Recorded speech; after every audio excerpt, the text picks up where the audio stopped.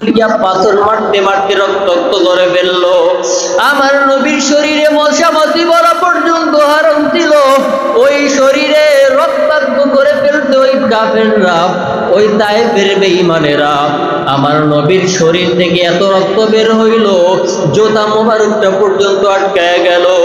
এক পর্যায়ে আমার নবী সহ্য যখন না করতে পারলো, চোখের পানি যখন ছাড়লো, আর আমার আল্লাহকে বলতেছে, আল্লাহ আপনি তাকে দেখেন, আমি নবী পাগল না, আমি নবী পাগল না। ও আল্লাহ, আমি যদি পাগল হই আপনার পাগল, আর আমার উম্মতের জন্য বড় পাগল। ও আল্লাহ তাকে দেখেন, আমার কোনো দোষ ছিল না, এরপরেও আমাকে কিভাবে পাথর মারতেছে, তবে আমি এদের জন্য কোনো বরদোয়া করব না। আমার নবীর কান্না দেখিয়া আসমানের ফেরেশতারা পর্যন্ত কান্না করে দিল, সমস্ত মাখলুকাতরা কান্না করিয়া দেয়, এমনকি আমার মাওলা আমার নবীর কান্না সহ্য করতে পারে না। আমার নবীকে আমার মাওলা সান্ত্বনা দেওয়ার জন্য জিবরাইল আমিনকে পাঠিয়ে দিলেন। জিবরাইল আমিন এসে বলে, পয়গম্বর আমাকে একবার আপনি হুকুম করেন, এই তায়েফের বেঈমানদেরকে আমি নিমেষে ধ্বংস করিয়া দিব। কিন্তু আপনার আমার নবীর চরিত্রটা কেমন একটু চিন্তা করেন রে ভাই। আমার নবী চোখে পানি ফালাইয়া বলতেছে, ভাই জিবরাইল, এরা আমি নবীকে চিনতে পারে না, এরা আমাকে বুঝতে পারে না, এদেরকে মারিও না। আমাকে ওরা যদি চিনতো, ওরা আমাকে পাগল বলতো না, পাথর মারতো না। নবী আমার কেমন উম্মতের জন্য দরদ ছিলেন, কেমন উম্মতের পাগল ছিল। কিয়ামতের ময়দান কেমন ভয়াবহ হবে, যেই দিন ভাই ভাইয়ের পরিচয় দিবে না, মা সন্তানের পরিচয় দিবে না, বাবাও সন্তানের পরিচয় দিবে না, সন্তান বাবা মায়ের পরিচয় দিবে না, এমন এক ভয়াবহ দিন। স্বামী স্ত্রীর পরিচয় দিবে না, স্ত্রী স্বামীর পরিচয় দিবে না। ওই দিন আপনার আমার নবী রাহমাতুল লিল আলামিন সিজদায় করিয়া যাইবেন, আর বলবে, ইয়া হাবলি উম্মতি, ইয়া হাবলি উম্মতি। ও আল্লাহ, আমার গুনাহগার উম্মতের জাহান্নামের আগুন থেকে বাঁচাও। ও আল্লাহ, আমার একটা উম্মত যেন জাহান্নামে না যায়, আমার একটা উম্মত যদি জাহান্নামে যায়, ও আল্লাহ, আমি পয়গম্বর কিন্তু তোমার জান্নাতের মধ্যে ঢুকবো না। আমার নবী ওই দিনও কিন্তু তোমাকে আমাকে ভুলবে না। এরপরও তোমার আমার নবীর চরিত্র আপনার আমার মধ্যে কি অর্জন হবে না রে ভাই? নবীর মোহাব্বত অন্তরে কি একটু জমা করা লাগবে না?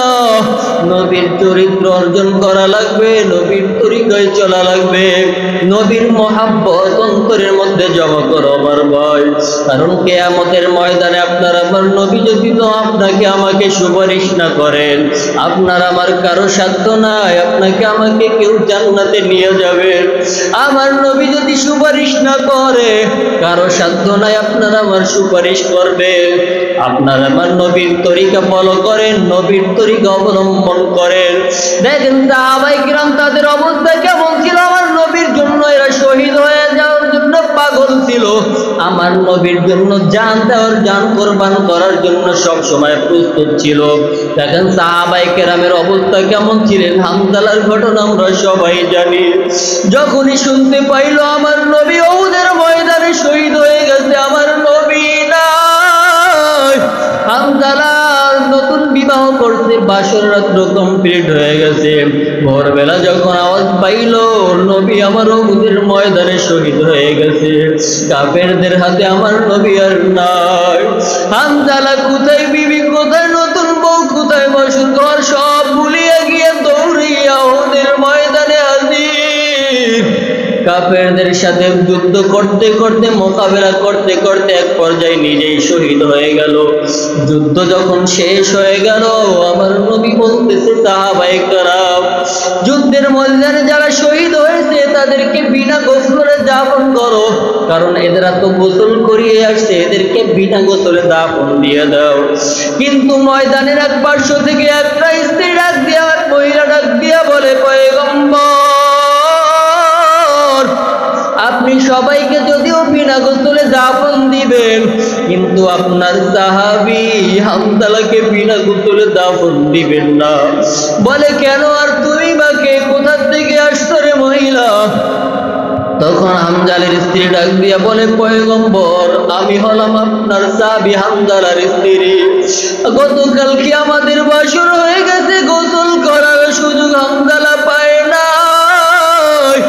যখনই কানের মধ্যে আওয়াজ পাইল আপনি পয়গম্বর আর নাই, তখন সাহাবী আপনার হামজালা এখানে চলে আসছে আর কাফেরদের হাতে শহীদ হয়ে গেছে।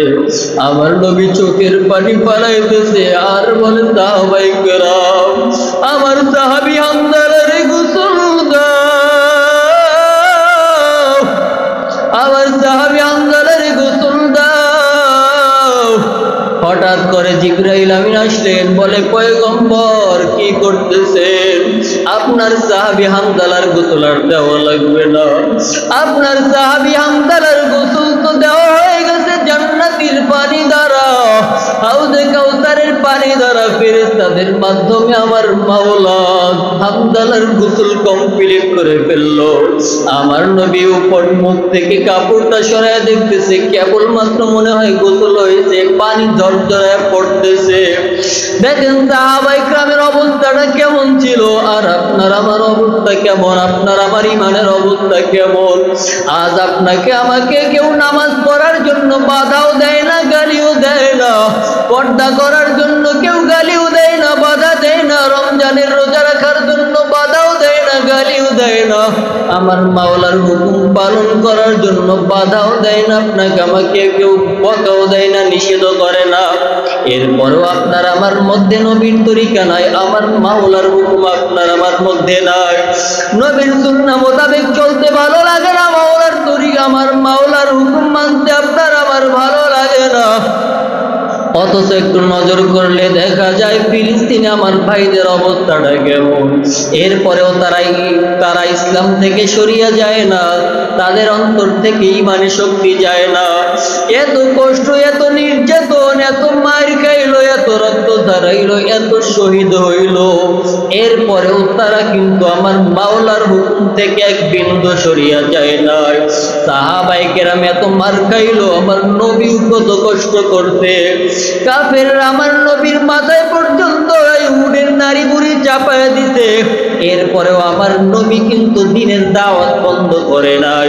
সাহাবায়ে কেরাম দ্বীনের দাওয়াত বন্ধ করে নাই, আমার নবীর তরিকারা ছেড়ে দেয় নাই। আপনি আমি ঘটনা সবাই জানি। আর ইসলামের জন্য যে সর্বপ্রথম শহীদ হয়েছিল তিনি ছিল একজন মহিলা, আমার নবীর আশেক, আমার মাওলার এক বান্দি, তার নাম ছিল সুমাইয়া। দেখেন তাকে কাফেররা কিভাবে তাকে শহীদ করে দিল, এরপরও ঈমান থেকে কিন্তু এক চুল পরিমাণ সরে যায় নাই। আজ আপনার আমার উপরে কোনো চাপ নাই, এরপরেও আমার নবীর তরিকা নাই, আমার মাওলার হুকুম আহকাম মতো চলতে আপনার আমার ভালো লাগে না। ভাই আপনি আমি মনে করতেছি বাহুর জোর আছে, শরীরে বহু শক্তি আছে, মনে হয় বহুদিন বাঁচবা। একটু কি তাকায় দেখো না, অহরহ কত জায়গায় মানুষ মরিয়া যায়। আপনার আমার থেকে কত কম বয়সের লোক অন্ধকার কবরে চলিয়া গেল। এই কয়েকদিন আগেই তো আমাদের ওই রেজাউল করিম অন্ধকার কবরে চলে গেল। আল্লাহর বান্দা যুবক মানুষ চিন্তাও করে নাই তার জন্য হবে শেষ দিন। বাড়ি থেকে বিদায় নিয়ে যখন অন্তরের উদ্দেশ্য গেল, মিছিল শেষ করিয়া বাড়ি ফিরবে, জীবনের তরে আর কখনো বাড়ি ফেরা হয় নাই, জনমের তরে আমার মাওলা তাকে নিয়ে গেল। এই জন্য ভাই পায়ে হাত থেকে বলি, আমার এলাকার ভাই, আপনার আমার থেকে কত কম বয়সের লোক চলে গেল। একটু তাকায় দেখেন না, আমাদের মসজিদের মুয়াজ্জিন যাকে আমরা বলতাম, আমাদের ইব্রাহিম দাদা, ইব্রাহিম হাওলাদার, আর আমাদের সাথে একই সাথে ছিল। আমরা কল্পনাও করতে পারি নাই মরার আগের দিন এখানে নামাজ পড়ছে, সম্ভবত জুমার নামাজ পড়ছে। কিন্তু হঠাৎ আমি কেওড়াবো নিয়ে রওনা দিলাম, হঠাৎ আওয়াজ পাইলাম যে আল্লাহর বান্দা নাই। ওখান থেকে আবার চলে আসছি। এই জন্য ভাই বলি, সময় থাকতে সময়কে কাজে লাগান। কার কখন ডাক আসিয়া যায়, হয়তো বা আপনাদের থেকে আমিও কম বয়স যদিও, এরপর আমিও চলে যাইতে পারি, অথবা আপনারাও চলে যাইতে পারেন। এই জন্য ভাই সবাইকে বলি, পায়ে হাত দিয়ে বলি, ভাই তওবা করেন, তওবার দরজা কিন্তু খোলা আছে। আমার মাওলা যদি তওবার দরজা বন্ধ হয়ে দেন, হাজারো কান্না করে কোন লাভ হবে না। এই জন্য আমার মাওলার কাছে তওবা করব, আমার মাওলার কাছে ক্ষমা চাইবো। আমার মাওলা যেহেতু এখানে নিয়ে আসছেন, আমার মাওলা যেন সবাইকে আমার নবীর খাঁটি উম্মত, আমার মাওলার কাজ গোলাম হিসেবে কবুল করে নেন, বলেন আমিন। আপনাদের কাছে আমি খাস দোয়া চাই, আপনারা দোয়া করবেন এলাকার সন্তান হিসেবে আল্লাহ যেন কবুল করেন। আর এই মজলিস যেন প্রতি বছর চলে, আপনারা দোয়া করবেন তো ইনশাআল্লাহ। দোয়া করবেন না সবাই?